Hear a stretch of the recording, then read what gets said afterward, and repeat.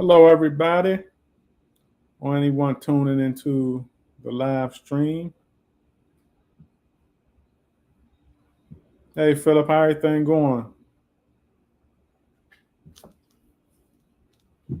I haven't did one of these in a while, so um, I said, I do a live stream, see what everybody talking about. It's a lot, man. It's a lot going on, man. A lot of individuals are just a lot of people out there just not understanding the market or not understanding, projects right now. Hey, Juan, how's it going? Everything's good. I can't complain. Just thought I'd do a short live stream and see what you guys are talking about out there. Yeah, the market definitely wants to the market definitely wants to pump. Um, the because it's due for a pump, in my opinion, because it's kind of been riding the red for a while now. It's been a while. It's been a while since we've actually seen it like this. Look at Bitcoin in the green, Ethereum, everything's in the green. Now I don't know how long it's going to take, like Bitcoin to go back up, because I've been actually waiting to see if Bitcoin could reach back up to like the 40s or the 50s again.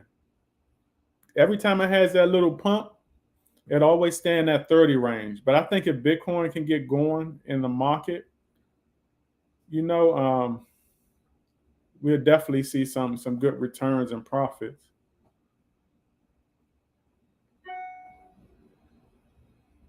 Um, I mean, Philip, I don't know if it's going to be a fake out either, because I mean, it could be.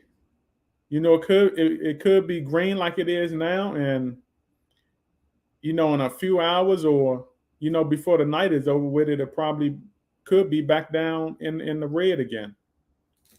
Could be a fake out. But I think a lot was going on, on Capitol Hill, and everybody taking their profits out. All of that stuff is contributing to the market.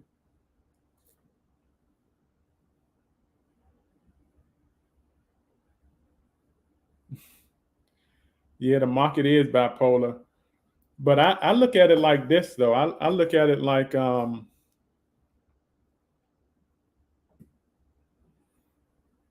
I look at it like this. I look at it as it just been a normal fluctuation, and I look at it as being temporary also.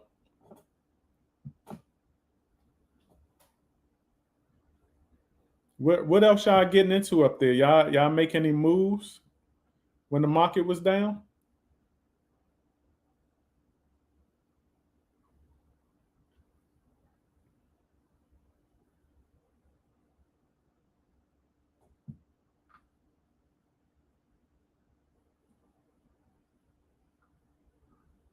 Yeah, see, everything is green. Look at all the stable coins, like look at Tether, and look at it like the Binance. Look at all the dollar coin. Look at all the stable coins. They going red because everybody is starting to pour their money out. A lot of individuals were parking their money in a lot of those stable coins, and a lot of those coins are going red now. That means that a lot of money, okay, is about to start flowing back into the market. So um, when you have that much volume potentially going back into the market, in the overall crypto space, it might not be a fake out. We might be gearing up for some kind of run. I hope it's a run longer than what we've been seeing.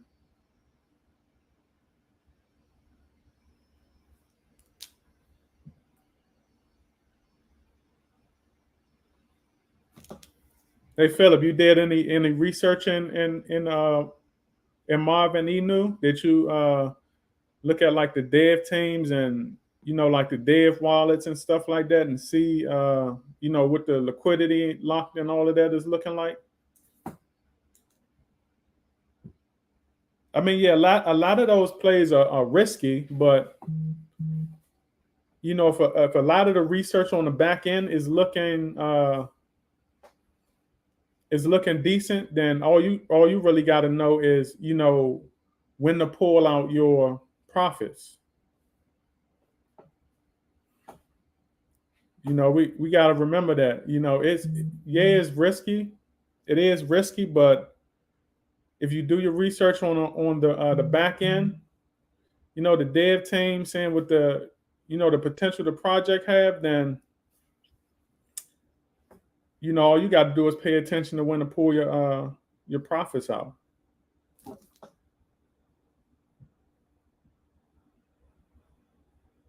Yeah, Juan, I try to stay calm. Yeah. I mean, like I said, I know a lot of people get tired of me saying it, but I don't mind sharing my knowledge, because I've been in crypto for such a long time, you know, um, and I just don't mind sharing it. A lot of stuff that a lot of the new investors are going, a lot of the stuff that they're dealing with right now, I've already dealt with all of that. I've already took a lot of my lumps and stuff like that. So it's just a crazy thing to see the next generation of investors going through the same thing. So it's one of the reasons why I made a YouTube channel, is to try to get my voice out there and try to provide some kind of value.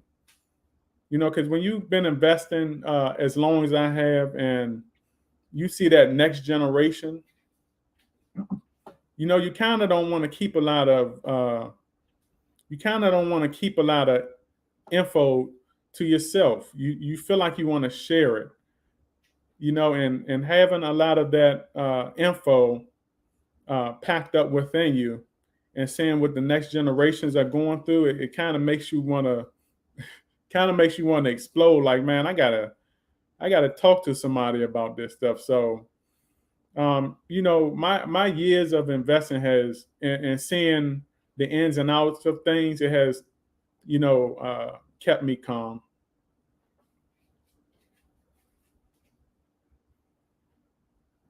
Yeah, a lot of yeah, those are not bad plays at all. Juan, with the Shinja and Shiba and Saitama, those are not those are not bad plays at all. Like I said, both of those, I mean, those three projects right there has potential to be, over the next year or two, three of the top, in my opinion, three of the top powerhouses, with Shiba, Saitama, and Shinobi. They have the opportunity to be three powerhouses because of because of the blueprint they have out, the roadmaps.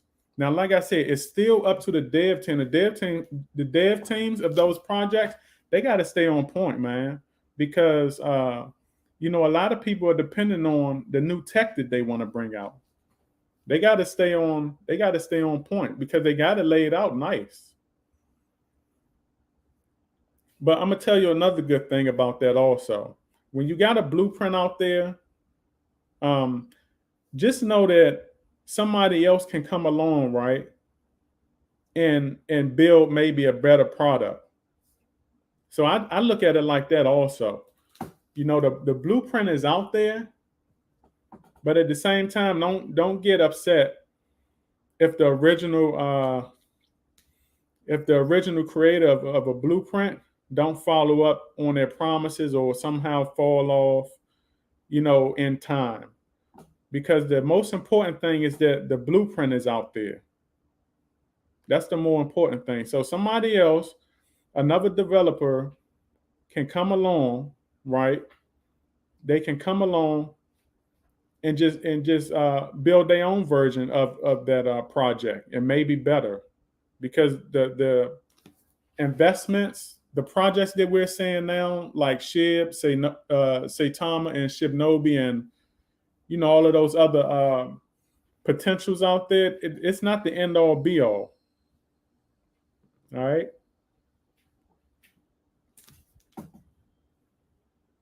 Delayed gratification is key.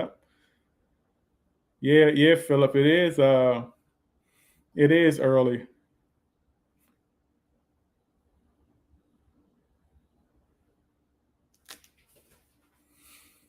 Well, one my major factors when picking a crypto is just doing research on the dev teams, doing those background checks on them, saying what they about, seeing what projects the dev teams were connected to in the past, seeing if those connections have any similarities to what they want to do now. Of course, we're looking at the liquidity and all of that stuff, and then you also with the liquidity, we're looking at how much they holding, how much they got locked up. Okay. And then as far as like the roadmap and stuff like that, you want to see if their roadmap is kind of unique from a lot of the roadmaps that's out there. You want to make sure that they're not copying and pasting something that's already out there. You want to see if they are setting themselves apart from the pack. That's what I look at. So unique, liquidity, unique blueprint, and the dev team's background, and then you just go from there.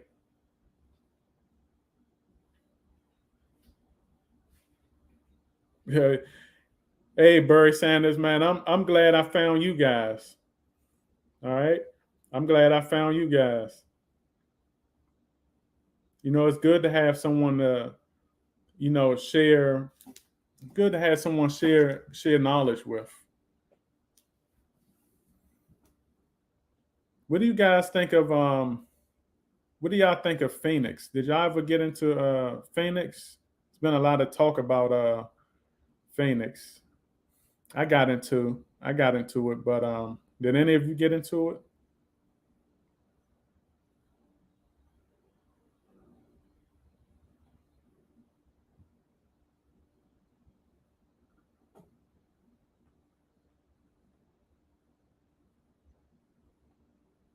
Man, look at Cardano. I have not seen Cardano this low in really a long time. I mean, if this is like a short pump, and we go back into the red, because the thing is, the market has actually been more in the red than in the green. So if this is a short pump, guys, and Cardano could actually probably drop under 1 cent. I mean, it could actually drop not under 1 cent. It could actually drop under $1. That's crazy to think. That's how crazy this market's been. Cardano might have a good buying point coming up soon. I haven't seen it this low in a long time.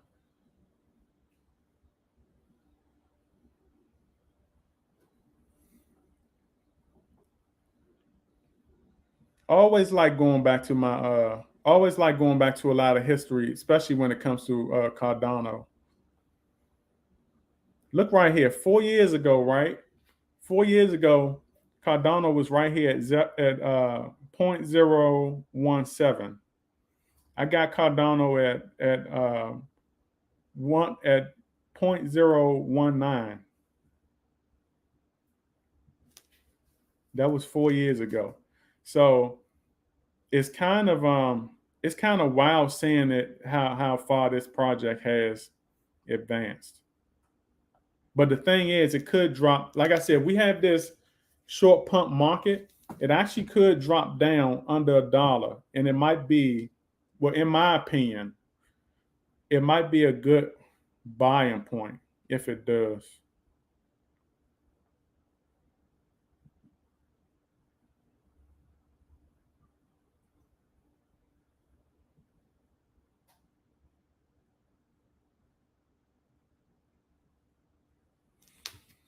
Yeah, Juan.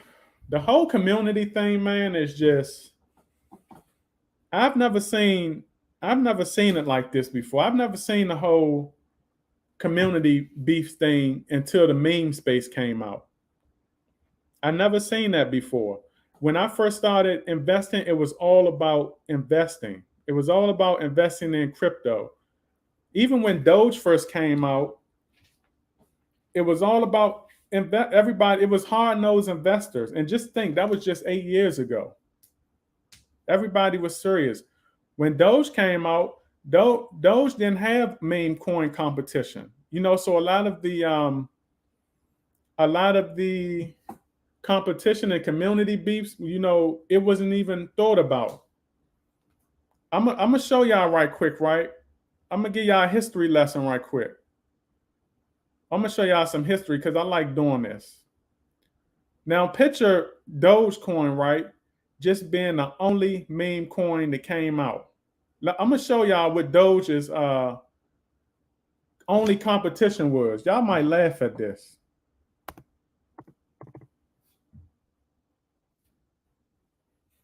Red coin. Red coin, this coin right here was the only competition for Doge. Meme coins, all the meme coins y'all investing in now did not exist. Everybody back in these days, it was just hard-nosed investing. Let's look at red coin, because red coin been around for a long time. Look, red coin came out 7 years ago. Red coin is an OG coin, y'all. I'm telling you, red coin is an OG coin. When Doge came out, Doge and red coin was two of the most cheapest coins out, and it was always, are you buying Doge or are you buying red coin? What we flipping today? We flipping Doge or red coin? You bought some Doge? They be like, nah, I bought red coin today. They be like, you bought red coin? Nah, I got Doge. It was no meme space back then. This was Doge's only competition right here, red coin. And red coin is not even a meme coin. This also says how much of a lack of cheaper tokens it was back then, because everybody was on. When you seen these cheap tokens, everybody was on them.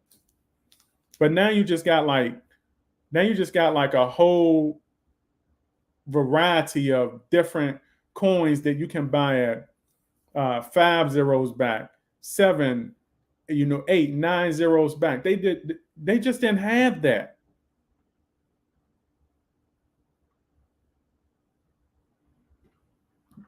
Yeah, they just didn't have that right there.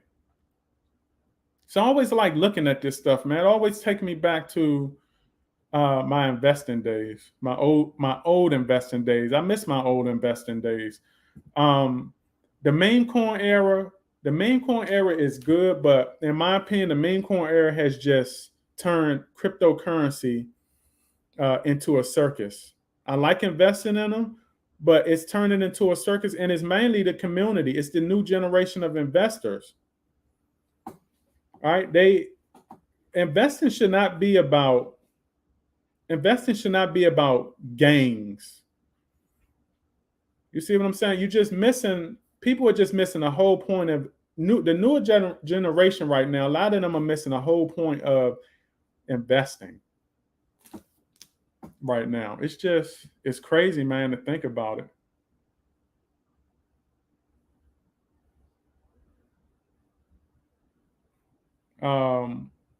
What do I think about XRP? XRP has been around for a while. XRP was out back when I was investing, when I started investing, and it's came a long way, but it's been a steady project. It's still going through a lot of political things right now. Let's just say that. But XRP is kind of unpredictable for me right now. I hold some XRP, but it's not something that I've been. It's not something I built on it back in its cheaper days, but I've kind of eased away from it. It's something that I'm actually just holding, and I'm paying more attention to a lot of the politics that's going on around it.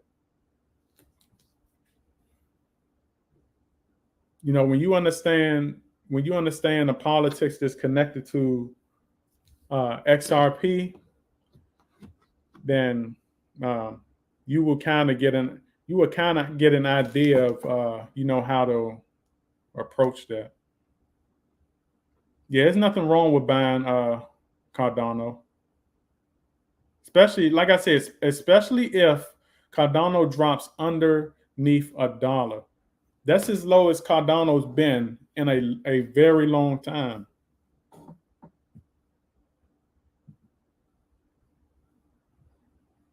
Hey Juan, what makes you think XRP will be king? It does have potential whenever it gets out of its rut. I can admit that. I can say that. But I don't know if I don't know if it'll have king of the hill potential like that.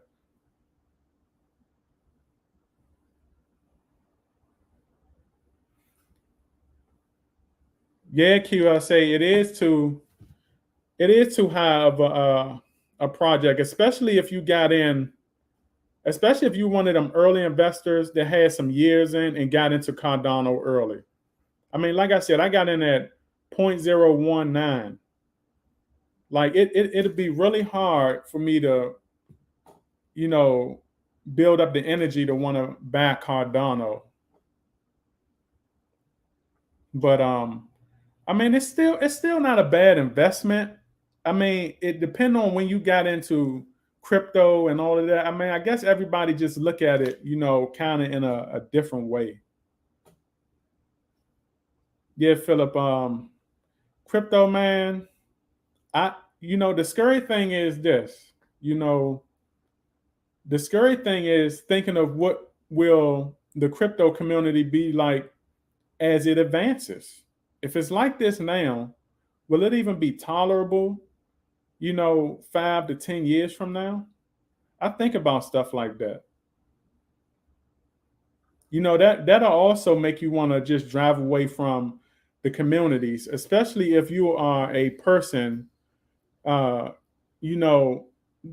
does not take kind to a lot of drama. You want to be in the community because, in my opinion, if you're in the crypto, you should be in the community, but you don't want to be in no negative communities. I believe, like I said, I believe a lot of individuals are missing the point of investing. Investing should be about, trying to obtain financial freedom and, build generational wealth. How are you going to build that if,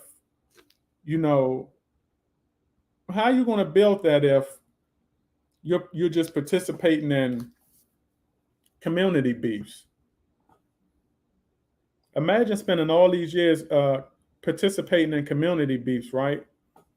And 5, 10 years from now, you don't have nothing to show for it. And you could have been investing in all of these cryptos, but you just been alienating yourself from a lot of the, potential wealth cryptos because you just didn't like their community, or you just didn't like a certain person in the community, or you just didn't like a developer or something like that. It's kind of crazy to think about.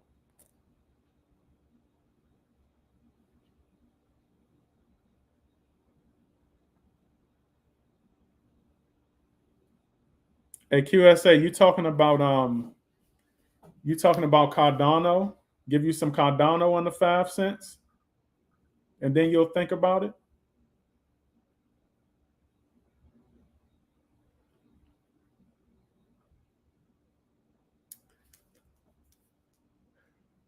I really don't understand how a lot of individuals were calling Sheeb the Dogecoin killer. Sheeb was never labeled that, even if communities were talking about it. Let me show y'all something right quick. What am I going to type in? Leash. Y'all see this right here? This was the crypto. This is the crypto This right here is the crypto label, the Dogecoin killer. I never understood the whole thing with She. I never understood people saying that she was a Dogecoin killer, and trying to give it a bad rap and all of that stuff. This right here, the Dogecoin killer leash, this was the one that had Dogecoin killer. People talk more about She than leash. And that's what I don't understand. Like, nobody talks about leash. Leash got the biggest days right here. It's their nickname for their coin, Dogecoin killer. I never understood that. And by the way, I do invest in Leash. It's part of the Shiba Swap ecosystem.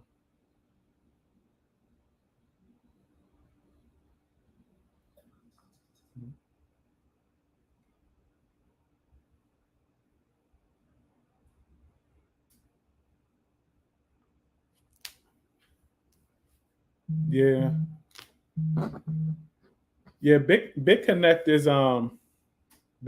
has been around for a while. It's been kind of one of those very steady and sideways products sideways projects over the years. Yeah, back then when Doge came out, people was on BitConnect a lot.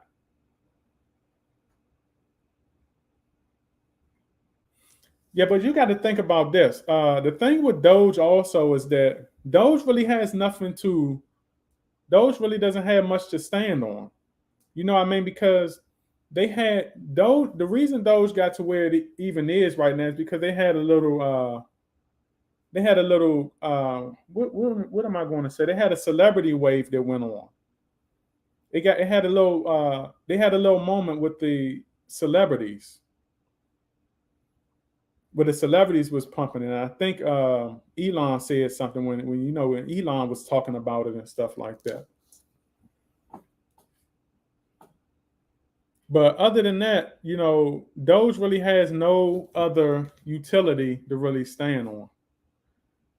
I don't even know how they will reach they have potential to reach $1, but I don't know if they will anytime soon.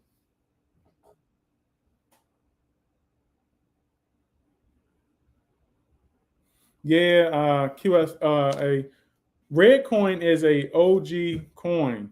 Red coin has been around. Like I said, before when Doge came out, it was no other meme coins out. Red coin was Dogecoin's only competition. It was the only competition. This what everybody was buying, Doge and Red coin.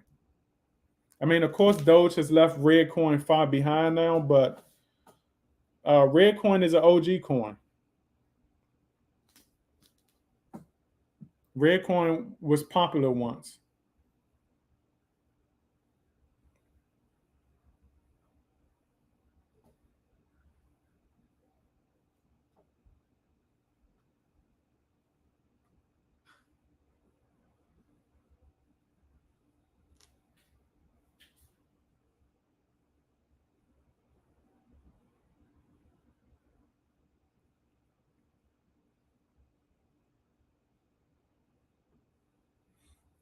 Yeah, if XRP wins the suit, whenever that is,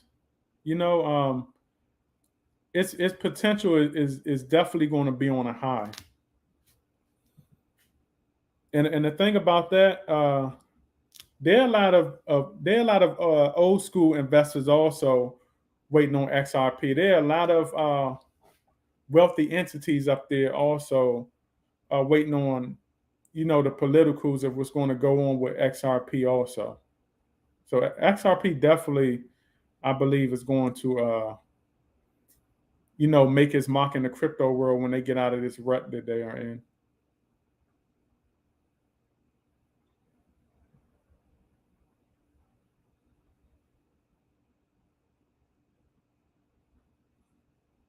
Yeah, Juan, it was. XRP was they were on a high before, all of that stuff happened. A lot of people say that it was done on purpose and all of that stuff, but they were definitely on an uptrend before all of that happened.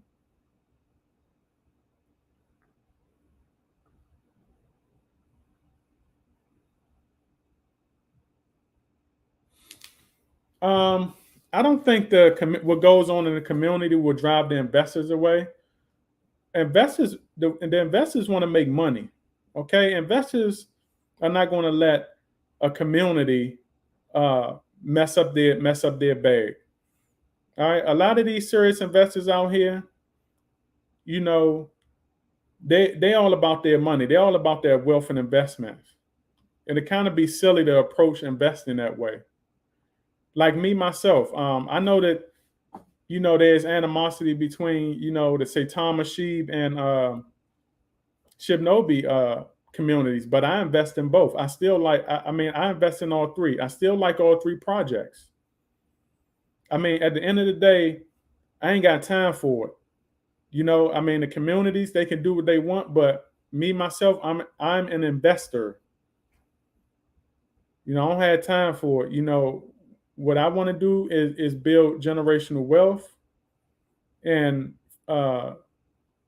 if I pay attention to, if I base everything off community beefs and all that stuff, then I can't have generational wealth. My kids can't have that. Their kids can't have that. It's kind of silly to approach it that way. Now, I believe that the community beefs is affecting a lot of these, the younger and newer generation of crypto investors. But as far as like the whales out there and stuff like that who can make the project move, I don't think it's affecting them one bit.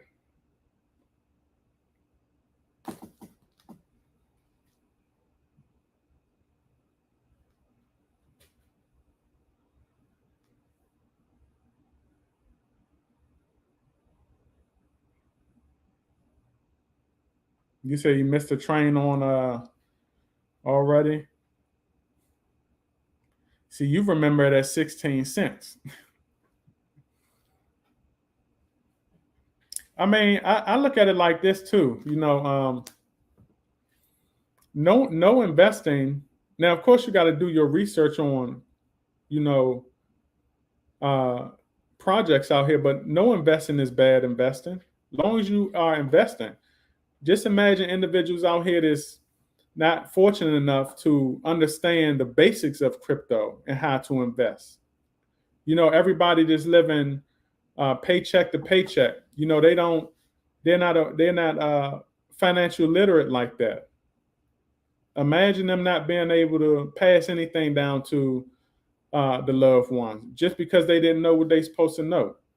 I mean, the fact that you get into investing is that's what matters. The fact that you got in. So I know it's not at a price that you want. You say you missed the train, but I look at it like that.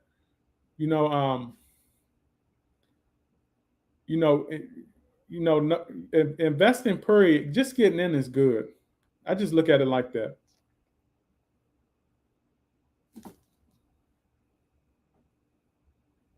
You at least want to have something to show for. Especially since we are in the early era of crypto. And that's kind of weird to say. I've been investing for 8 years and it's still early. That shows you how slowly but surely that crypto is growing. But you still early, so just getting in is what matters. Big Connect burns you in 2017. Yeah, I never really had a strong interest in Big Connect because I knew what they were about, and I knew that through time they was just going to be one of those sideways. It was going to be just one of those sideways projects.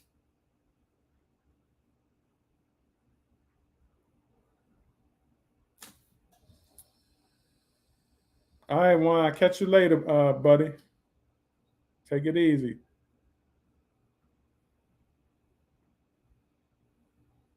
I think it's possible. Can Shinja kill a 0 or 2 this year? I think it's possible, but like I said, it's up to the dev teams. It's up to those guys to stay on task. You can never really You can never really tell, you know, because you're just not sure how the dev teams are going to, if they're going to stay on task or not. It's up to them. You know, if they continue to, if they continue to follow their roadmap, you know, knock out things on their to-do list, that stuff will bring in a lot of catalysts. You know, a lot of catalysts lead to a lot of progress, burns, you know, all of that stuff plays a factor. It's like Shinja has a lot of things set up right now, but those guys got to capitalize. So I mean, it's possible, but like I said, that'd be a good question to ask on the AMAs. QSA, do you tune into the AMAs at night? The nightly AMAs for Shinja? That'd be a good question to ask that'd be a good question to ask the dev team, because you know the dev teams are on every single night. Well, almost every night. And you can go on there, you get on there early enough. I think they start late though. Because I'm on Eastern time, right? And those guys, they're on until like 12, 1 in the morning sometimes. I seen them on as late as like 1:30 at one time. 1:30 in the morning. But tune into one of their AMAs tonight. Go on YouTube and follow them. And that'll be a good question to ask Cliff and those boys.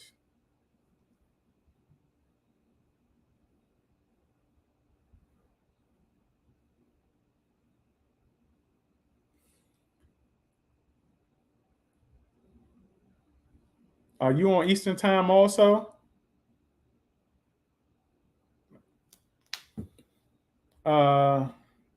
Do I think Saitama can kill 2 zeros if every? Yeah, I mean, if the dev team stay on task and everything pans out the way that Russ and the team wanted to, or the plan, it can.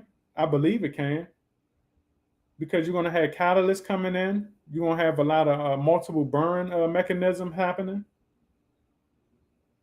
So yeah, I believe it can. But that's a big if though. Yeah, we got to get into holding these dev teams accountable. Okay, we ask each other a lot of questions, but you know, it's only but so much we know. We got to start asking a lot of those questions to the devs team, especially the ones that's docs, because y'all can get a lot of access to them. Go on like I said, Shinja has like their AMAs and stuff like that. Go on their AMAs. For Saitama, you know, go on the Twitter Spaces or the Telegrams.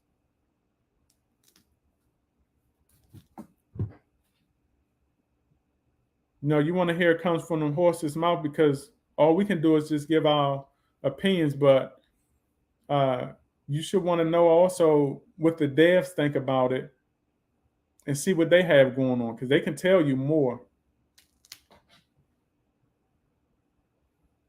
But if you guys looked at the SAITAMA app, the SAITAMASK app, they have everything set up on there. You know, they have a good potential project, a good catalyst. They have everything set up. They just got to follow up. Well, QSA, what I'm saying about, I said they're up that late, but I think they do start a little early. If I'm not mistaken, I think they started like 10 or 10:30. I'm not sure if that's too late for you, but they're on there.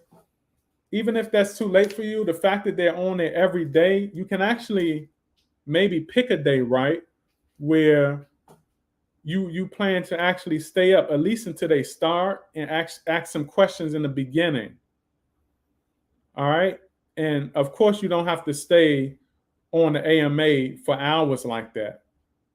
But the fact that they're on there almost every single day, just pick a day. You know, just pick a day to stay up to like 10 p.m. or 10:30 p.m. just to ask a couple questions, even if you're on there for like 10 or 15 minutes. But try to be early though, because everybody be in those AMAs and they had them questions lined up. They be on it. Yeah, so you're on the Eastern time, that'd be late. So you just have to you just have to pick your days. That's all. They're not going nowhere, they'll be there. And they're very consistent too on those AMAs.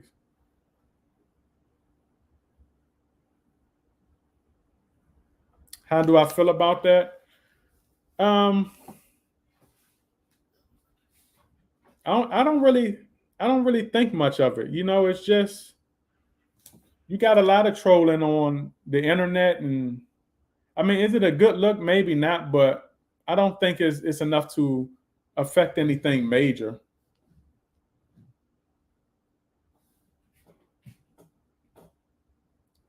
I mean, you gotta understand also that I look at it from both sides. The investors are going through a lot, and a lot of individuals involved with the dev team.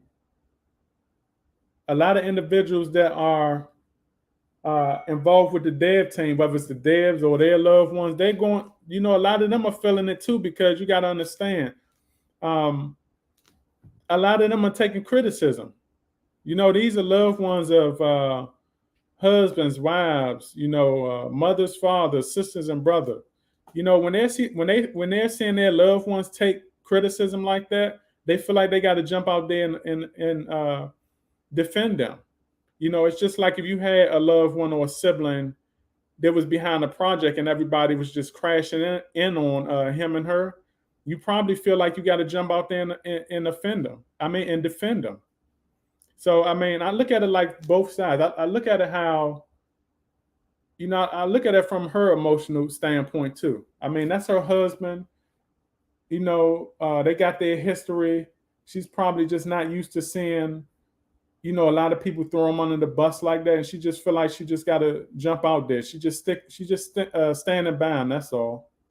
And that's the way I look at it. Like I said, I'm an outside of the box thinker.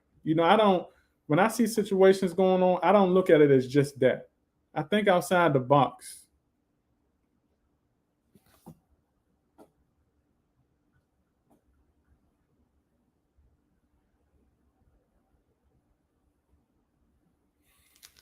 Yeah, Twitter can be toxic. A lot of media platforms can be toxic, but long as you on there using them for the right reasons, you can avoid all of that. You got to think about it too, guys. The algorithm works that way.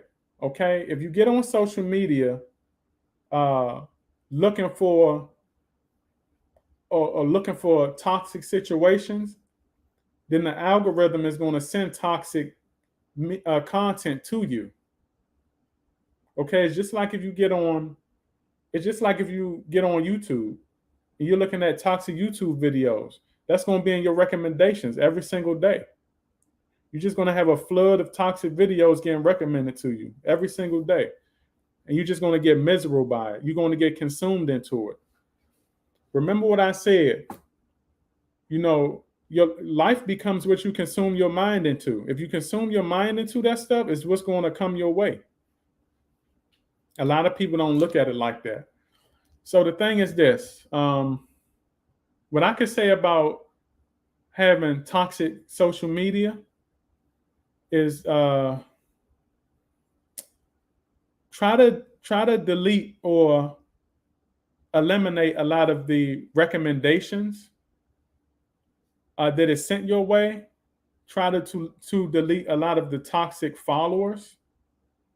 Okay, and surround yourself with, on your media, follow non-toxic people, follow non-toxic individuals. Once you start changing up your pattern, Once you start changing up your pattern, I mean, you'll see a nice improvement in your everyday social media. It may be hard to get away from that, but you got to.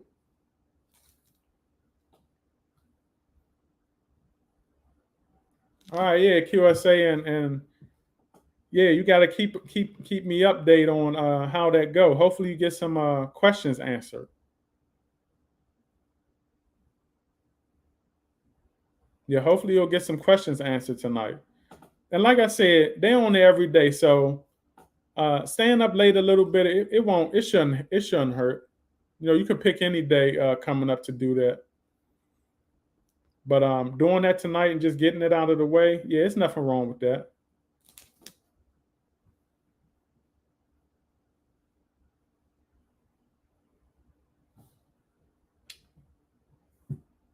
You bought more Saitama Prevail?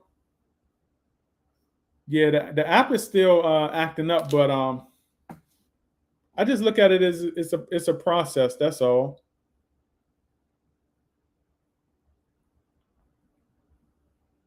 Yeah, the app is still having its issues, but I just look at it as a process. You know, out of my years of being in the crypto, you know, no, I have not really seen. I haven't really seen a lot of platforms that a project wants to drop or a catalyst that wants to drop perfect. I never seen it perfect. It's always a process because you know you got to understand what the team is trying to do. What the team is trying to do is they're trying to build advanced technology in a way, right? That is really just not out here. Not saying it's not out here, but they're trying to go above and beyond what you're already seeing out here. And that kind of tech right there, it just takes time. And I know that. And I look at it that way. You know, now I do agree that, you know, the team should stop making these promises, but at the same time, I understand how processes go because I've seen too many of them, including projects like Cardano. A lot of legitimate projects out here who drop catalysts. Y'all should have seen, for example, when Cardano had like his first wallet when Cardano's first wallet came out. You know, that was not perfect. They got bashed because the wallet was buggy. People could not see a lot of their crypto coins in there. You know, and a lot of other things that went on. No project. I seen like my fair share of projects, guys. All right, so it's a process. Just be happy that they're already getting the ball rolling. The fact that they're getting the ball rolling, the app is halfway out there. Okay, because it could be worse. So we got to look at it as a process, and processes take time. Like a lot of people are really out here bashing the project and the team. Like I said, the team is not perfect. I hold them accountable too, but you know, everything is a process.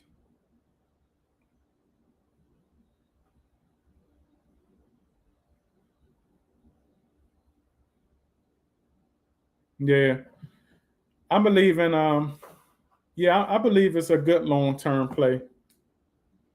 I believe it's a good long-term because I'm gonna tell you right now.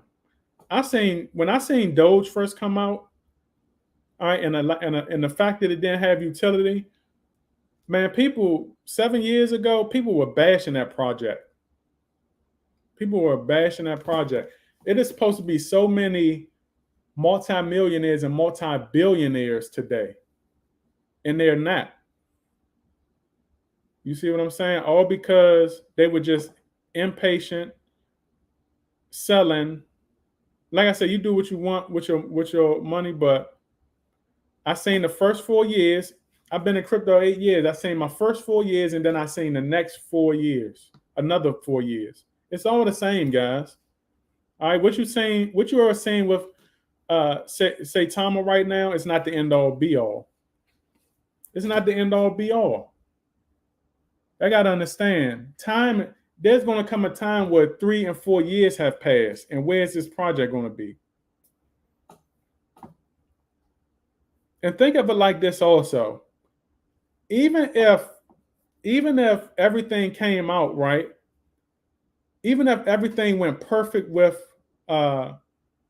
SAITAMA, right? You had the whole app out, everybody's on it trading, everything is good, right?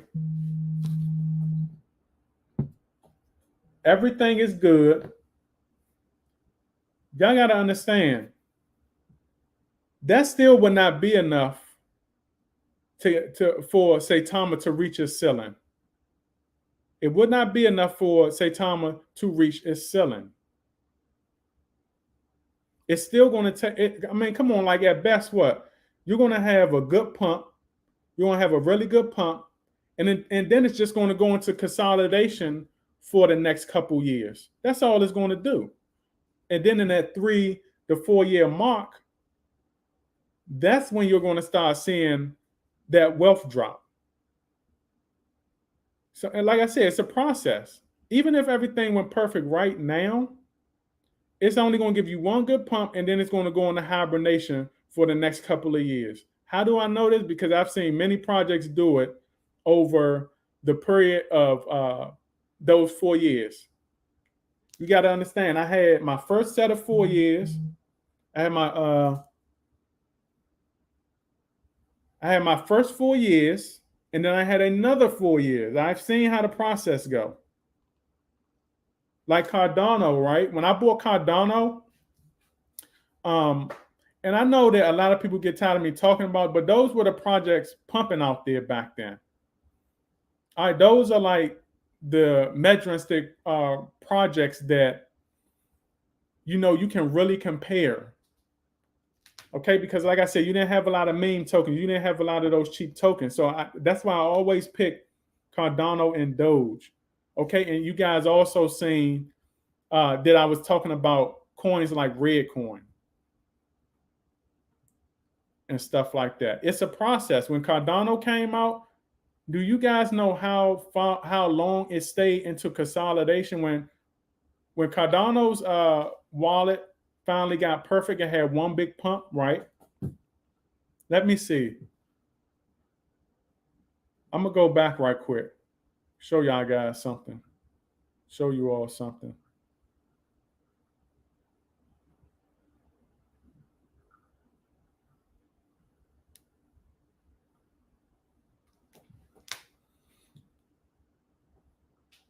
Look, do y'all see this right here? Do you see where my cursor is, my marker is right here?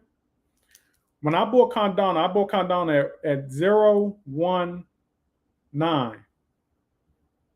When Cardano started pumping, Cardano will fluctuate. It would get all the way up at like 19, like right here in this area. Do you know how long Cardano stayed into consolidation in this area right here? These 2 zeros right here behind the dot. Do you know how many people sold because Cardano just would not move? I'm talking about like over a period of year. It would not move. It would not sniff nowhere near $1.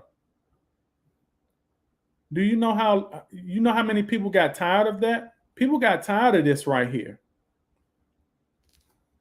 All right, but it's a lot of people kicking themselves. Even Doge. Doge had a little pump. All right, but it stays in consolidation. So I know we're talking about the app and all of that stuff, but you gotta remember, even if everything went perfect, it's not going to reach a ceiling. It's going to take some years. You're going to get that pump. Like if SAITAMASK went perfect right now, you're going to get a big pump. It probably kill a zero or maybe, maybe 2. I don't know. but it's going to go into consolidation. That's what they do. And over time, it's going to reach that. Over time is when it's going to start, killing more zeros and reaching its max potential. Because you got to understand, as the price burn anyway, as the price burn, it starts to go up slow anyway. All right, so we got we got to look at things outside of the box, guys. It's going to save us a lot of stress. I know things are not working perfect, but either way, it's not going to reach its max potential.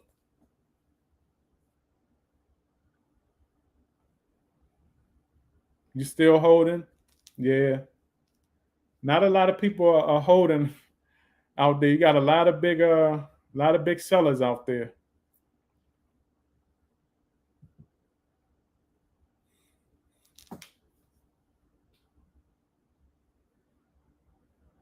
Yeah, the burn will make the price go up.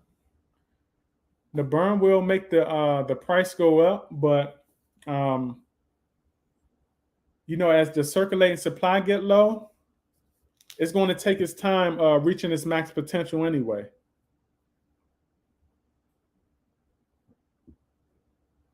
Yeah.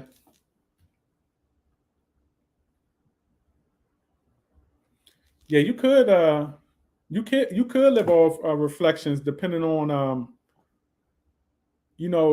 what project you in, and depending on how consistent that dev team is over time.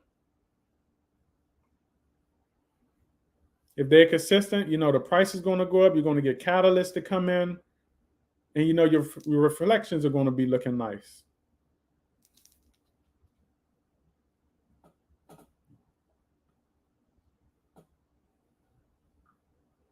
But yeah, guys, these that's how it goes. So, like I said, have patience. I've seen this so many times. Like I said, this little area right here, these last two zeros right here, it was a headache for investors back in the day. A complete headache.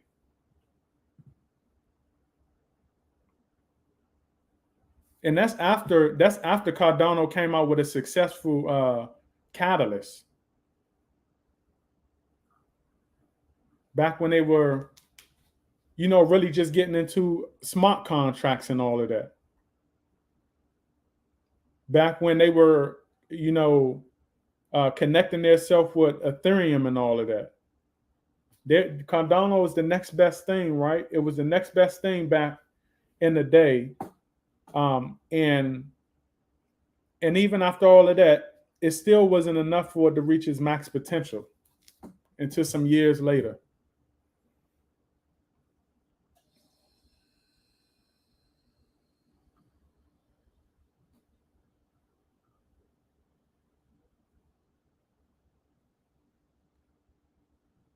Look at Shiba Doge up here. Shiba Doge has been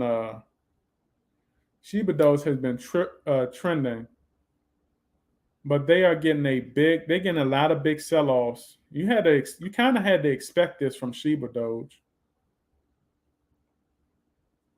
That's why I say when you guys get into these projects, okay, these small cap projects, you got to know when to take your profits.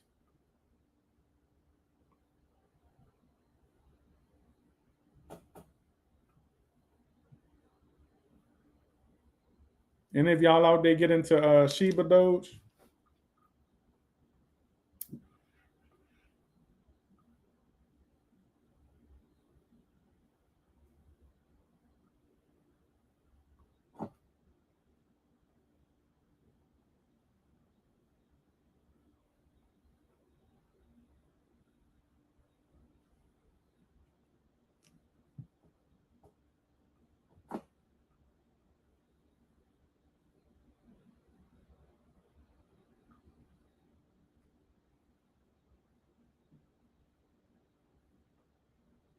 Let me see what's going on in the Twitter space.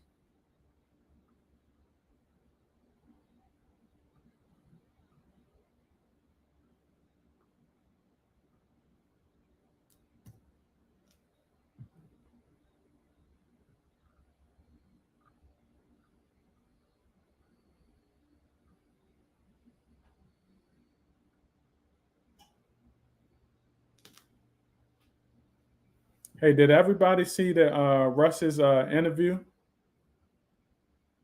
Russ had an interview with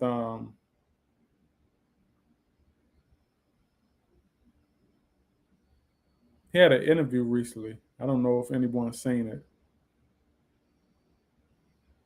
I'm trying to find it. I don't know if it's on here.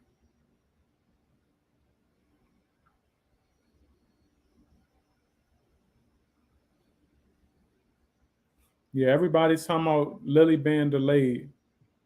Like I said, it is definitely a process.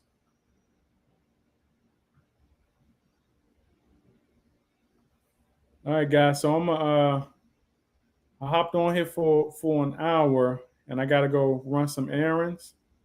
So, all